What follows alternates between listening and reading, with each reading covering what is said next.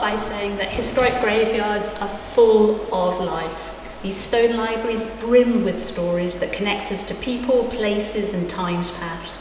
So this tour is going to take you on a whistle-stop tour of some of the historic graveyards that I've investigated alongside local volunteers.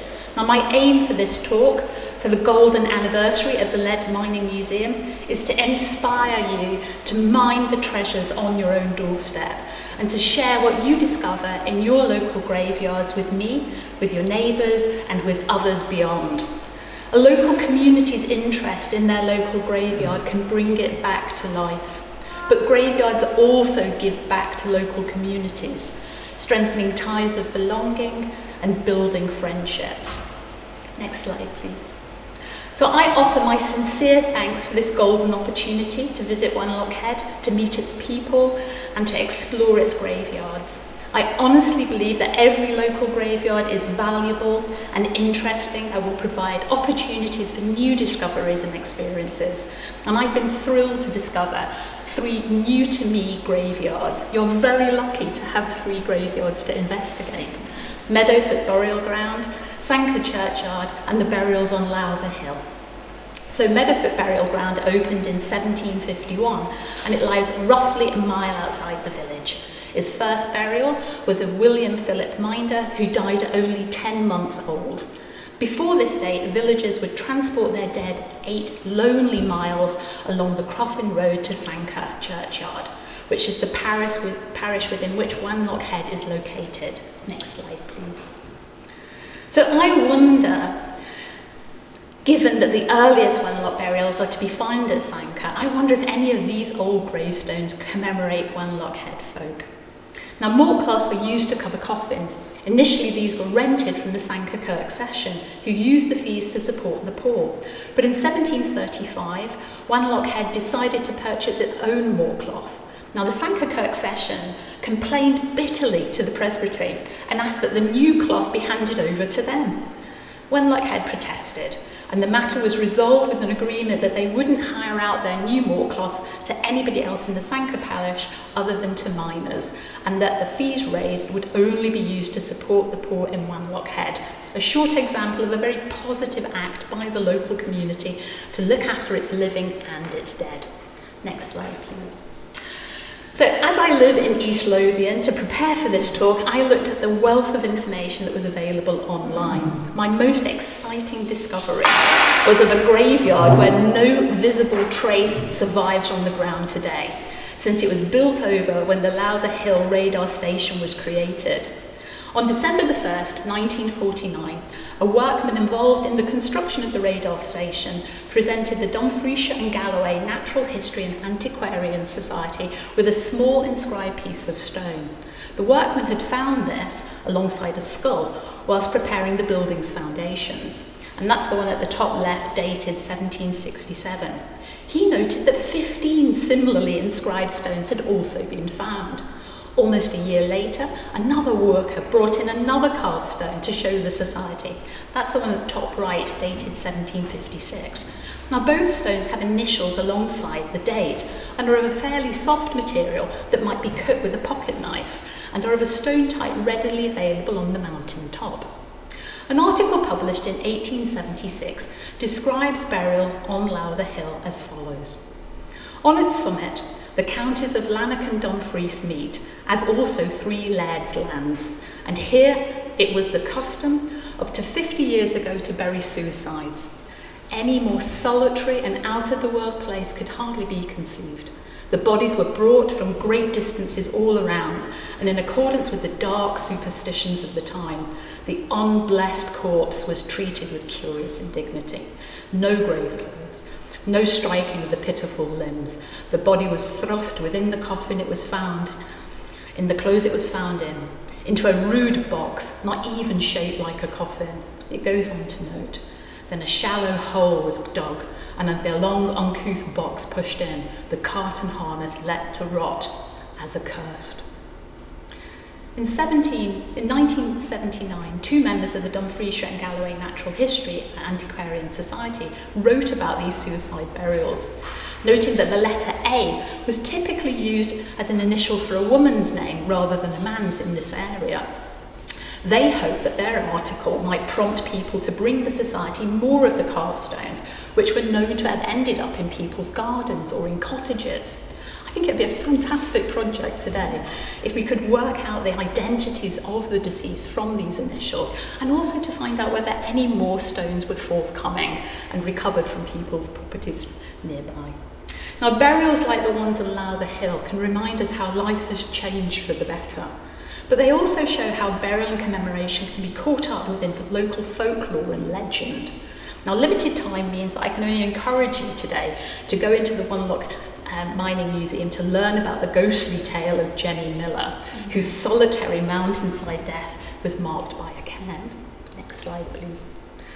So graveyards can cover many different interest areas, from family history to natural heritage, geology, social history, art and technology, just to name a few.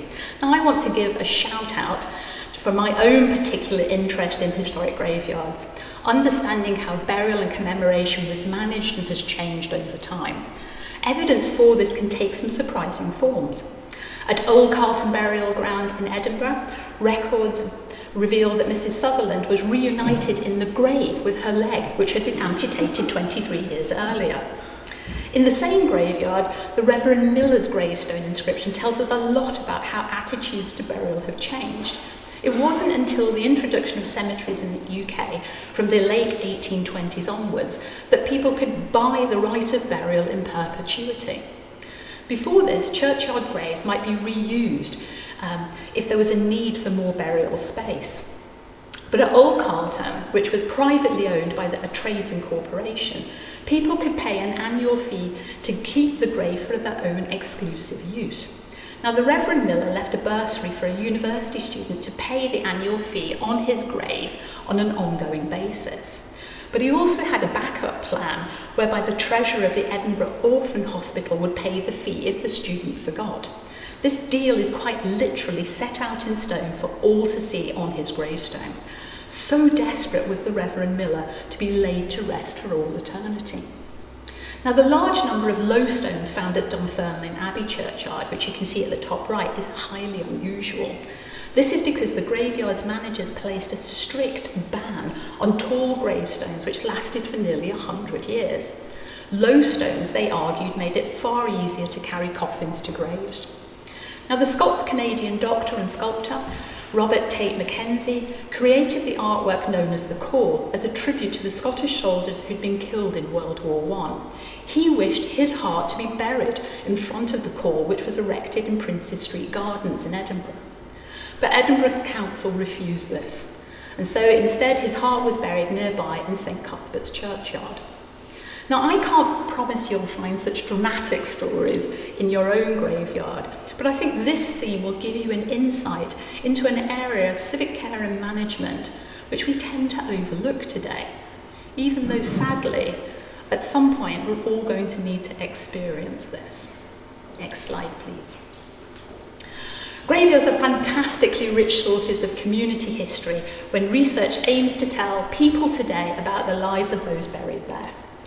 Now, these can reveal extraordinary twists of fate whereby ordinary people became caught up in epic historical events, like the printer David Michelson, who is buried in Canongate Kirkyard in Edinburgh.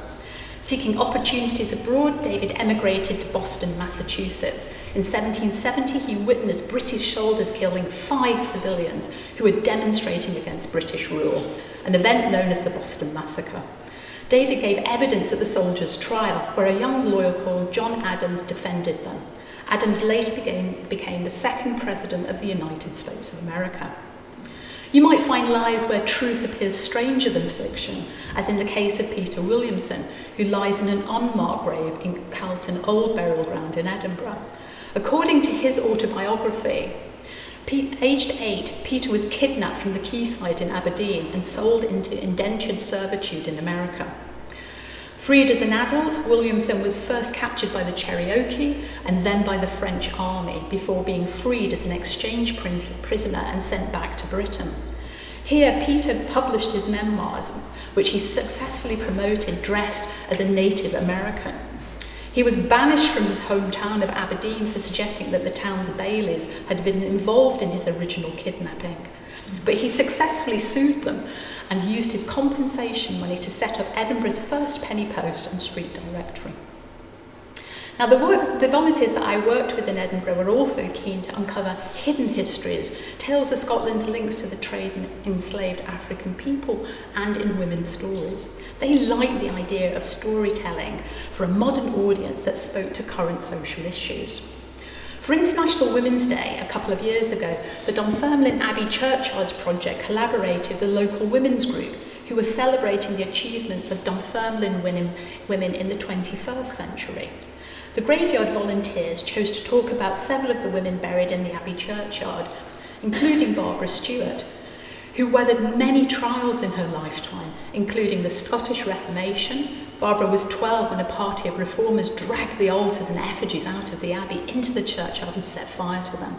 From 1608 to 1612, there were sporadic outbreaks of the plague, and in 1622, the crops failed, causing a devastating famine throughout Scotland. The town had barely recovered when it was hit by a major fire in May 1624.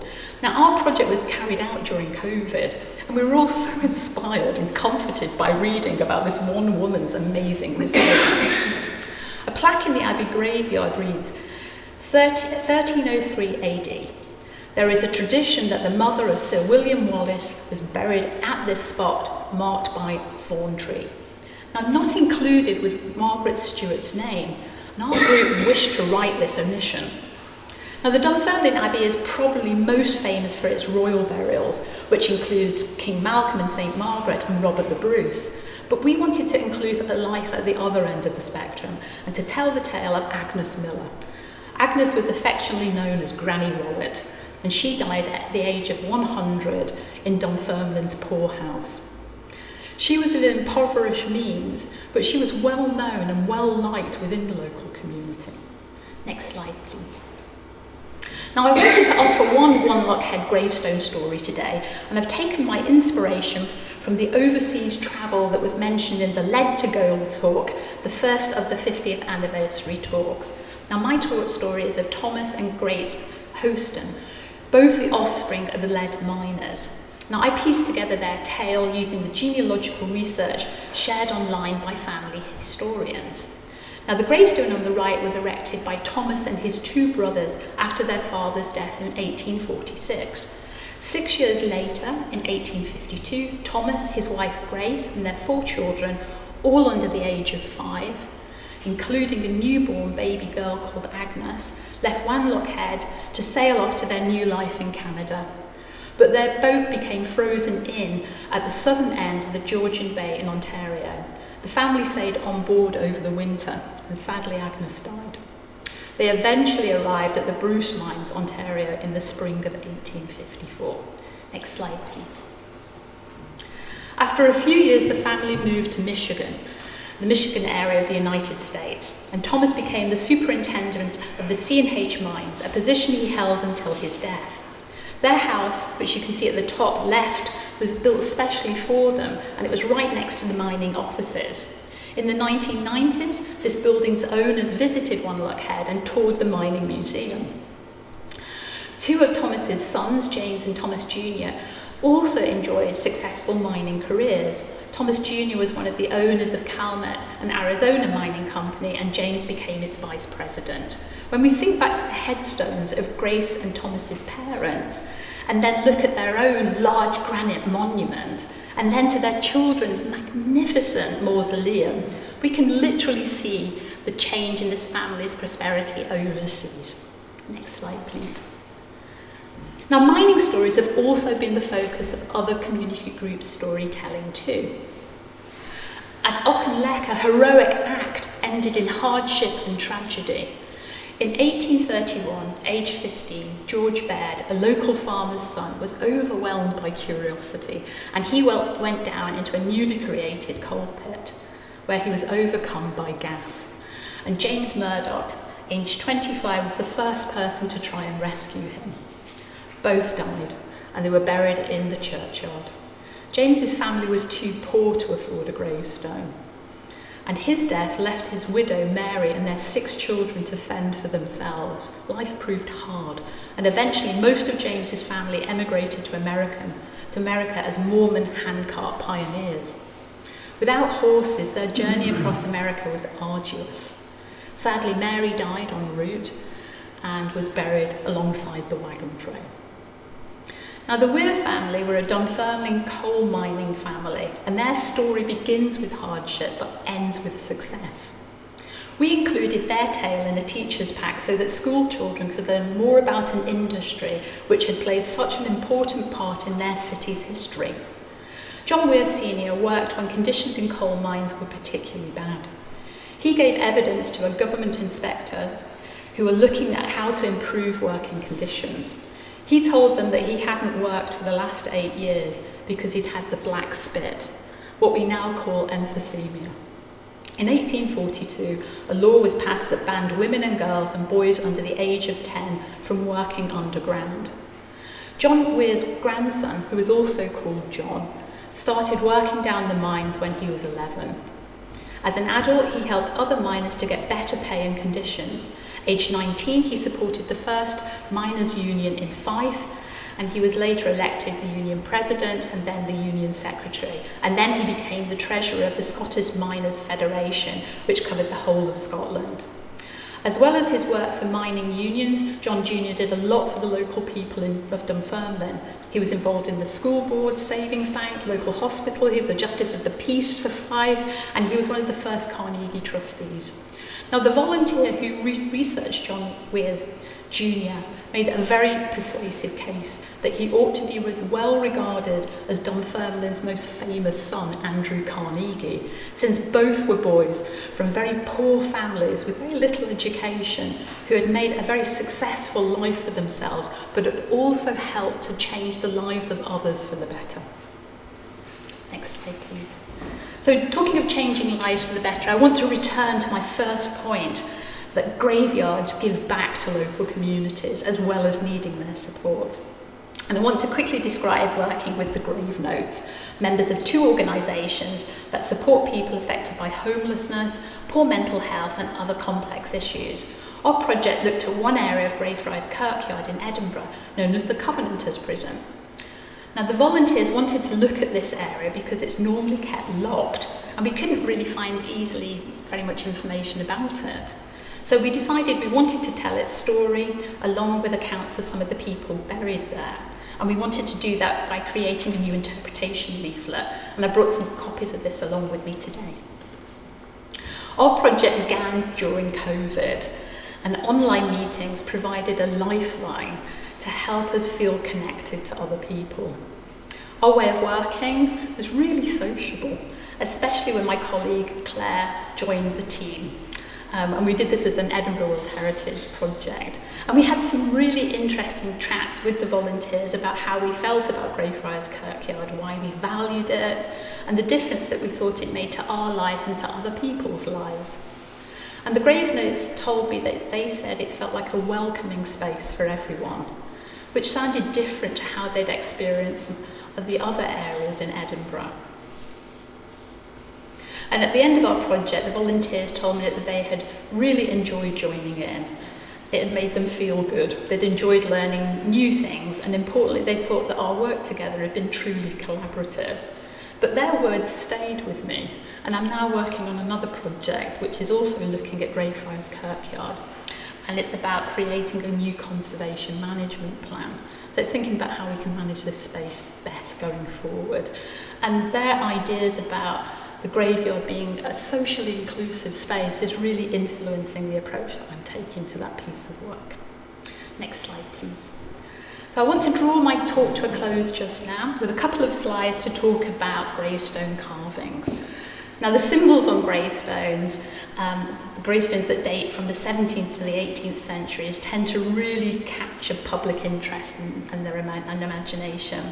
Symbols like skulls and crossbones, gravediggers' spades, hourglasses where the sands of time have run out, and skeletons are all symbols of death. Whereas faces with wings, known as winged souls, hearts and flowers, are all signs of a belief in a heavenly afterlife. Many earlier gravestones also have tools carved on them, which show the trade of the deceased. In my next slide, we'll see the picks and hammer on a headstone to a miner in Meadowfoot burial ground. Now, this slide shows an interpretation panel created with Stonehouse heritage for their parish churchyard, which is particularly rich in 18th century carved stones. But this site is also very famous for a very special stone, which is known as the Bloodstone. Now, this headstone is to the Covenanter John Thompson. Now, the local historian, John Young, shows churchyard visitors around, and he places his finger into the eye socket of this headstone. But when he pulls it back out, it's stained red. And this is not a kind of sleight of hand or a magic trick. There's a natural deposit of red ochre within the kind of stone itself.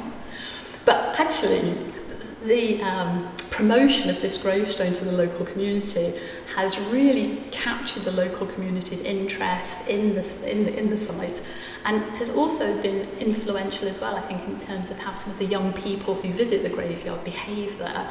So it has helped to kind of tackle things like antisocial behaviour. But what's really fantastic about John's work at Stonehouse is that type of information you would never find in historic environment, Scotland's records centrally. That's the sort of thing that is local knowledge and only kind of locals really know about. So I really enjoyed finding out about it myself. And so some of the ways that you can look at the gravestone carvings can involve all different types of technology. We had a kind of fantastic project with Edinburgh World Heritage where we worked with some young people using coloured torchlight to shine on the surface of the stone, which just springs out the carvings on the surface and just makes it so much easier to read. And we had great fun looking at historic graffiti. And it was a really interesting project for them. And then at the other end of the spectrum, we did some laser scanning, so some really high-tech scanning in order to create 3D models of some of the really big monuments in the graveyard. So there's all sorts of different options that are available to study graveyards, from really low-key, low-tech things like torches, coloured torches, up to these kind of fantastic bits of technology. So just go to the next slide. So I want to start with this extraordinarily beautiful image of an extraordinarily interesting graveyard, and it was a great pleasure to visit it this morning. And there are so many different questions you can ask of your graveyard. I was struck by the number of different carvings. Well, actually, the low number of quite different carvings that you find in the graveyard, the number of gravestones with the urn carved on them that are all the same shape, it's really interesting. And it makes me ask the question of, well, who was producing those? How did they get there? Because there's a really big difference between gravestones which are produced through industrial production, like the tall headstones, and then the small headstones here, which are carved in the 18th century with all of the lovely kind of carved symbols on them. Those you don't tend to find the exact same design between the stones. So there's some really interesting kind of work that could be done looking at the different gravestone designs there. So my job really today was to hopefully pique your interest in the graveyard and perhaps finding out a little bit more about it, or telling me more about it, because I'm sure that you all have visited it much more than I have. But it was a real pleasure to come and take part in this kind of fantastic celebration of a really interesting community. So thank you very much.